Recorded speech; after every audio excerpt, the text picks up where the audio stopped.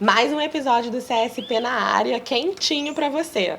Mas olha, eu não quero só te encontrar aqui no podcast, nem só nos nossos eventos presenciais do CSP. Eu quero encontrar com você, com a sua família, com os seus amigos, pra gente bater um papo intimista, tomar um café. Ai, meu Deus, café não. Eu tomo chá, tomo um suco, bebo uma água, tomo uma cerveja. Vamos ver, de repente a gente marca um happy hour. O que importa é a gente se encontrar e conversar sobre as ideias que a gente tem para um Rio de Janeiro diferente, para uma maior participação de mulheres na política. Se você, assim como eu, acredita nisso, aponta a sua câmera aqui para o QR Code, me manda um oi e a gente vai se encontrar em breve. Agora, fica com o próximo episódio. Bem-vindos e bem-vindas de volta a essa conversa incrível que a gente começou na semana passada com a Mônica Alexandre Santos, secretária-geral adjunta da OAB aqui do Rio de Janeiro. Então, com vocês, a continuidade do nosso bate-papo. Só para deixar todo mundo na mesma página, Mônica, que nem todo mundo que assiste a gente é advogado e advogada, mulher de ordem é a mulher que participa da vida da ordem dos advogados do Brasil. Então, a gente tem esse hábito, né, de falar que é homem de ordem, mulher de ordem, são os advogados e advogadas que participam ativamente da vida institucional e até da vida política institucional da ordem, que é uma entidade da organização civil, né, que, enfim, tem uma representatividade incrível, se a gente for parar para pensar em tudo que aconteceu, né, no papel da ordem no período da ditadura no Brasil. Então, a gente sabe a representatividade da ordem dos advogados do Brasil na nossa sociedade. Então, a Mônica vira uma mulher de ordem. Eu virei uma mulher de ordem, eu fui ser a primeira conselheira preta da seccional do Rio de Janeiro. Foi ser não, foi eleita. Eu votei em você. Eleita, isso. Eleita. Eleita, né? Aí eu entrei como suplente, né? Conselheira suplente da seccional. Foi eleita com a chapa, isso aí. Suplente, e continuei. E aí eu fui atuar, né? A comissão que existia à época que eu fui atuar foi na Comissão da Igualdade Racial. Aí as pessoas vão me perguntar, por que você foi para a igualdade racial? Porque eu tinha um propósito e tenho um propósito. Qual é? O meu propósito é de deixar um legado. O legado é um legado de transformação. Um legado de borboletas. Excelente. De que você pode e você vai transformar. Por que isso? A Comissão de Igualdade Racial, quando eu ingressei lá, era uma comissão só formada por negros, tinha uns colaboradores, né, poucos advogados atuantes. O que eu estou dizendo? Poucos advogados que tinham a expertise de advogar. E eu tinha a expertise de advogar.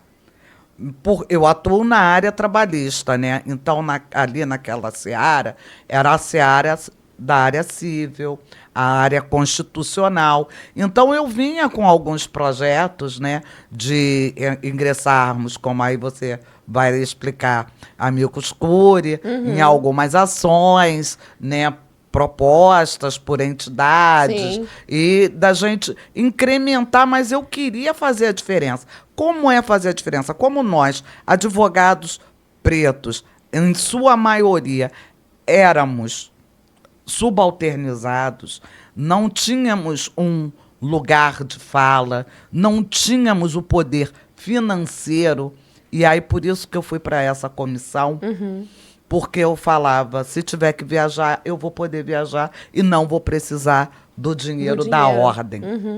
Eu não vou precisar ficar pedindo nada a ninguém, eu vou poder fazer. Então, é por isso que eu falo que foi um sonho de transformação de borboletas, e quem era o presidente à época sabe muito bem disso, que quando ele que representava a comissão não tinha o poder financeiro, eu financiava todas as viagens possíveis, as articulações que tínhamos que fazer para a gente poder prosseguir com essa missão. Aí eu saí, eu continuei, essa comissão foi extinta, aí eu fui para a comissão de direito sindical, fiquei na comissão de direito sindical, que é uma comissão que tem mais a ver com o meu lado profissional, e continuei como conselheira. Depois eu fui para a OAB Federal, fui participar da Comissão de Direito Social, uma comissão muito interessante, que infelizmente foi extinta na época, quando o Felipe Santa Cruz foi presidente da OAB Federal. E então o Antônio Fabrício, que agora é o nosso ministro no TST, presidia esta comissão na OAB Nacional Federal. Então, são pessoas queridas. E, à época, eu tenho uma fotografia da nossa posse, éramos éramos duas mulheres, eu preta e a outra branca, que era do Rio Grande do Sul, que fazíamos parte dessa comissão. E a gente com um sonho de borboletas, e conseguimos implementar muita coisa lá, trabalhando junto com o Fabrício. Tem um outro colega nosso que era o secretário-geral, que era do Mato Grosso. Então, você vai ampliando, né, as suas fronteiras e tendo uma contribuição concreta. Porque o que eu acho, quando a gente tem um propósito na vida, que é o meu propósito, é este, de ajudar, de deixar um legado, de transformar, a gente tem que saber concretizar. E, para concretizar as coisas, eu tenho que ter os aliados. Sim. Que são os aliados pretos, brancos, amarelos, homens, mulheres, enfim, faz. Todos ali da sociedade, né? Formadores de opinião, que para mim são os professores, Sim. entendeu? As universidades, as escolas. Então, a gente vai buscar um núcleo para a gente poder trabalhar. E nesse trabalho que eu venho desenvolvendo hoje, né, na Ordem, com muita alegria, com muita satisfação, eu consegui implementar várias coisas ali com o apoio total e irrestrito do nosso presidente Luciano Bandeira. O Luciano, assim, quando eu apresento um projeto para ele, ele fala: Mônica, o que é? Aí eu explico. Vamos ver. Precisa passar pelo conselho? Às vezes precisa passar pelo conselho, né? Todo projeto de ordem passa pelo conselho. Então, eu articulo lá dentro para que aquele projeto seja aprovado pelos meus colegas.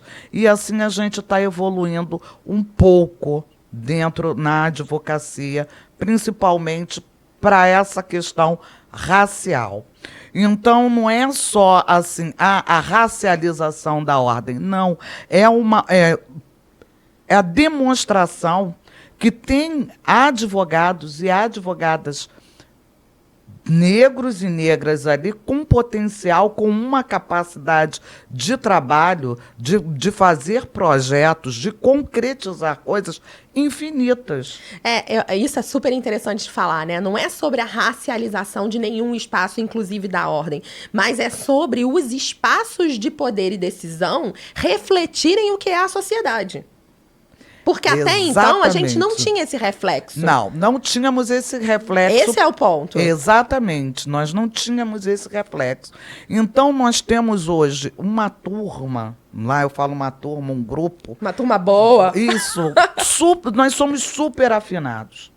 Super afinados com a diretoria, com o presidente Luciano Bandeira, com a nossa vice-presidente, com o secretário-geral, com o tesoureiro, que tem que ser... Sim, lógico. A gente tem que estar ali... É o moço do caixinha. Do caixinha. Então, nós temos, assim, tem projetos, assim, maravilhosos, assim, que a gente está trabalhando. Tem o direito antidiscriminatório, que um projeto que eu desenvolvi lá na Ordem, em que vai ter uma aula inaugural com uma mulher preta, expoente nacionalmente, para poder falar sobre isso. Já tem data a aula, Mônica? Ainda não. Quero estar nessa aula, hein? Será assim, amplamente divulgado. Ainda não temos uma data, porque eu tenho que fechar a agenda dessa professora, dessa nossa convidada. Então, nós teremos essa aula. Nós teremos também as turmas. As turmas, a primeira turma que será formada com alunos, somente com alunos e alunas negras e negros, professores negros e negras. A primeira turma. Por que você está fazendo isso, Mônica? Eu estou fazendo isso porque para ter pessoas para replicar. Pessoas para poder chegar em qualquer outro espaço, formar um grupo para poder discutir. Vamos levar isso para as subseções. Essa importância é enorme, né? De pensar no replicador. Porque não adianta a gente ter só uma pessoa que consiga levar a mensagem. A gente precisa dos replicadores. São 63 subseções, se eu não estiver enganada, no estado todo do Rio de Janeiro. Então, como é que uma professora vai conseguir rodar com a agenda toda externa que ela tem, 63 subseções para replicar uma informação, uma mensagem, uma educação que é tão relevante e importante? E furando a bolha, lógico, né? E furando a bolha. E assim, eu tenho um grande parceiro também que eu não posso deixar de falar, né, que é o Carlos Alberto, que ele é o presidente da Comissão de Direito Antidiscriminatório e também faz um trabalho super bacana lá na mentoria, junto com a nossa... Com a Thaís Fontes, a maravilhosa, com a Luciana Silva, maravilhosa também, que é a esposa do nosso aliado querido, secretário-geral do MEIA, que é o Valdir. Então, é um grupo de pessoas, entendeu? Que trabalham e querem replicar essa pauta. Então, por que eu falo isso? Porque eu não quero ser a única. Eu não quero ser a única preta na OAB falando sobre esse assunto. Que é muito o que a doutora Ivone Caetano fala, né? Ex-desembargadora aqui do TJ, do Tribunal de Justiça do Rio de Janeiro. A doutora Ivone Caetano foi a primeira desembargadora negra aqui no estado do Rio de Janeiro, no Tribunal de Justiça do Rio de Janeiro. Mas ela foi a primeira e a única.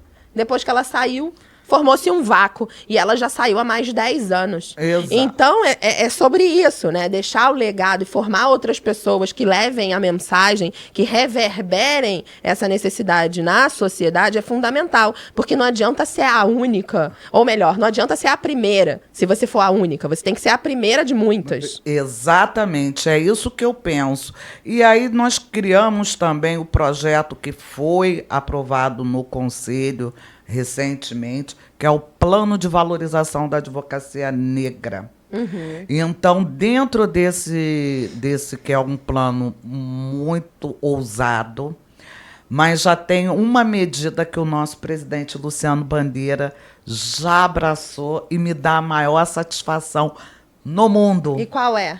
É de, na lista sextupla nossa, né, para o ingresso de desembargador ou desembargadora em qualquer tribunal, terá que ter um advogado ou uma advogada negra nessa lista. Muito bom. E isso daí é essencial, justamente para a gente tentar barrar isso daí, né, a doutora Ivone foi desembargadora de carreira, né? Sim. Mas como nós temos o 5º Constitucional, onde, né, a advocacia, né, ingressa ali para dar um oxigênio, né, dentro daqueles tribunais, eu sou muito feliz em ter ido ontem na posse festiva do nosso querido Alfredo Hilário, que é um querido, um desembargador nosso, com uma visão humanista demais. Então, vai trazer um fôlego novo para o nosso TRF2. Mas, então, isso daí é a forma de quê? Da gente poder se ver, se enxergar, criar possibilidade. Eu vejo muitos advogados, eu falo advogados, mas advogadas negras que sequer conhecem a nossa OAB. Eu tenho um projeto que é a OAB de Portas Abertas, onde eu trago crianças de favela para conhecer a OAB. Você tem que ver, Débora, a alegria dessas crianças. Crianças que eu digo são esses adolescentes, em ir na ordem. Aí eu sempre chamo alguns colegas, magistrados, desembargadores, procuradores, aí a nossa rede, né, de amigos se ampliam e essas pessoas vão graciosamente até lá para poder conversar com esses adolescentes, Jovens, né? Com esses jovens, muitos dizendo eu quero ser advogado. E aí no dia que esses jovens que foram até lá foram jovens da Mangueira, da favela da Mangueira, aqui no Rio de Janeiro. E eu brinquei, né, que tem um samba da Mangueira que a síntese é que a princesa Isabel, ela enlouqueceu. Então, todos os pretos passaram a ser ricos e todos os pobres, ricos não, todos os pretos passaram a ter poder e todos os brancos passaram a não ter poder. Aí eu falei, agora vocês subam aqui, né? Foi no plenário, vocês venham para cá, vocês vão fazer a palestra de vocês e vão contar as histórias de vocês. E nós fomos para a plateia para assisti-los. Olha, foi tão emocionante em vê-los gravando. Mãe, pai, tio, eu tô aqui. Olha, eu chorava, não tinha quem não chorasse. Porque é uma emoção muito grande. Quando visse aquela situação. Então, da gente fazer esse tipo de trabalho, humanizar a ordem, que é outra coisa. E levar a ordem para a sociedade, né? Sim. Que muitas pessoas acham que a Ordem dos Advogados do Brasil, ela só serve a advogados e ela existe para advogados.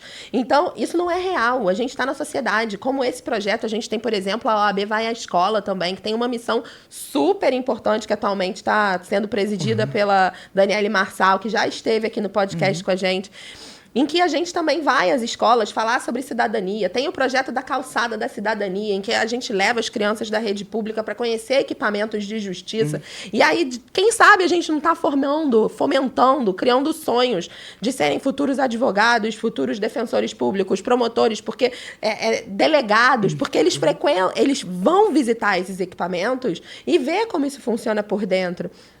Existem projetos relacionados também às mulheres presas, né? Sobre a solidão da mulher presa, porque o presidiário homem, ele tem uma fila na porta para visitá-lo, mas no presídio feminino não tem ninguém. Então, a OAB também tem um braço que atua nisso. Então, a gente está na sociedade. A OAB não serve só ao advogado, ela está na sociedade. É exatamente isso. E a gente tem que ter um ponto de expansão, né? Eu creio que as subseções também têm um papel muito importante, fundamental, né, em que acolhe, né, a todos que vão até ali, com não só advogados, advogadas, mas toda a sociedade. Os moradores próximos, os moradores, né? Ali próximos, enfim. E esses projetos, né, que nós, né, implementamos na ordem, né, eu acho assim de suma importância, mas muitos podem dizer, né, atacar, dizendo que é pouco. Mas eu acho que é um avanço. Mas assim, o que é melhor, né, Mônica? Pouco ou nada? Bem, eu prefiro pouco. Pois é. Ainda que seja pouco, ainda que seja verdade que é pouco, né? Que a gente parta dessa premissa. Melhor pouco do que nada. Do que nada. E assim, dentro dessa conjuntura, né, do pouco, nós conseguimos fazer, Débora, a nossa parede de advogadas e de advogados pretos ali na ordem. Verdade. Nós conseguimos colocar essa parede ali, uma ideia minha. Que foi materializada. A gente fez uma inauguração da parede com essas fotos emblemáticas. Maravilhoso. Né? Outra coisa também que vem a questão da leitura, por eu gostar de ler. Do livro. Do livro, trazendo Carolina Maria de Jesus para o Direito, que também eu tenho o meu, eu devia ter trazido aqui para mostrar para vocês. Que também foi, assim, marcante, com o apoio de toda a diretoria principalmente do nosso presidente Luciano Bandeira, que a ousadia que eu tive de colocar esse livro na rua com somente autoras pretas. E cada uma contando, né, a sua, através da literatura de Carolina Maria de Jesus, trazendo para o direito, falando suas áreas de atuação no trabalho no direito. Então, tem artigos ali sobre direito ambiental, porque Carolina Maria de Jesus foi uma catadora, né? Foi empregada doméstica, ela foi várias mulheres dentro de uma mulher só. Então, a importância disso daí, de mostrar, eu sempre quis trazer à tona a nossa visibilidade e a nossa capacidade intelectual, que isso é muito importante. Porque nós estamos em pleno século XXI, que em muitos escritórios ainda vem a questão da aparência. A boa aparência ainda é qual? É do branco, não é do preto. Existe esse viés, né? Ainda é muito forte esse viés social e na hora de ocupar espaços de liderança, na hora da gente escolher profissionais. Isso é algo que é muito trabalhado pelos RHs já, sobre esse viés inconsciente na contratação. E é inconsciente mesmo, porque está estratificado na sociedade, é algo que já está enraizado. Então, é desafiador essa mudança, mas essa mudança já começou. Ela está caminhando, eu tenho certeza absoluta de tudo que a gente conversou agora. A gente já deu passos, a gente está caminhando. Precisamos caminhar muito mais? Lógico, eu não estou em absoluto, eu estou dizendo que não. Mas eu tenho certeza que a gente trabalha hoje para que as futuras gerações tenham menos desafios e que um dia a gente não precise mais conversar sobre isso, né, Mônica? Que eu acho muito, muito doloroso, né? Eu, como uma mulher preta, eu acho isso muito doloroso, muito triste tudo isso, mas que é realmente uma realidade. Na entrega de carteiras, assim, às vezes eu vejo assim, 40, a última entrega, acho que foram 48 carteiras, 48 jovens advogados e advogadas, sendo 34 mulheres e 14 homens. Dessas 34 mulheres, somente 2 eram pretas.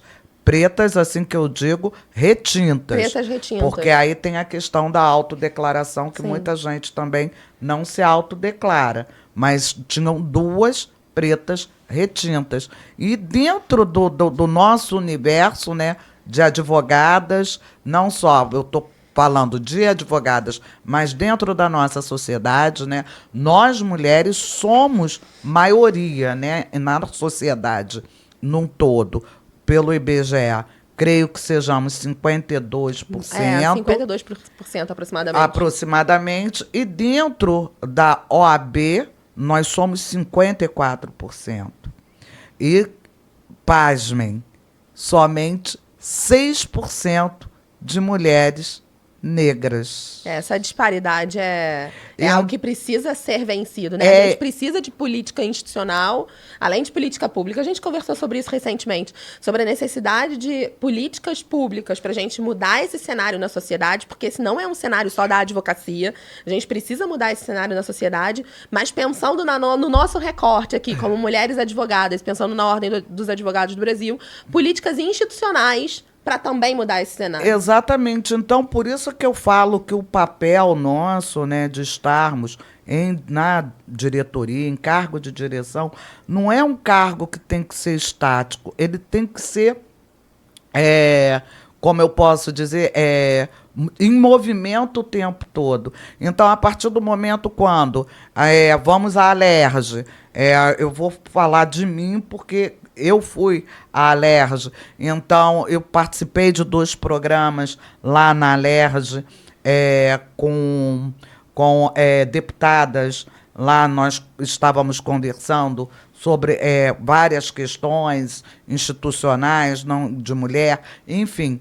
Então, quando você vai à Alerj, você não pode ir à Alerj só para falar de um determinado assunto. Ali você tem que criar pontes, porque ali você pode vir com alguma sugestão de projeto de lei. Sim. E ali você transforma a sociedade. Então eu vejo tudo isso, olha como eu sonho. Mas é isso. Olha como é que eu penso como borboleta, olha como eu sonho. Porque quando você começa a criar essas pontes, você passa a ser, eu penso, né? Eu sou um elo da sociedade sou a ponte para que possamos conversar em vários ambientes. E transformar. Eu falo bastante sobre isso, Mônica, que cada um de nós, cada ser humano, é um veículo de transformação. Primeiro da própria vida, depois da sociedade. Exato. E a ordem é essa. Você se transforma primeiro. E aí depois você transforma o que tem em volta.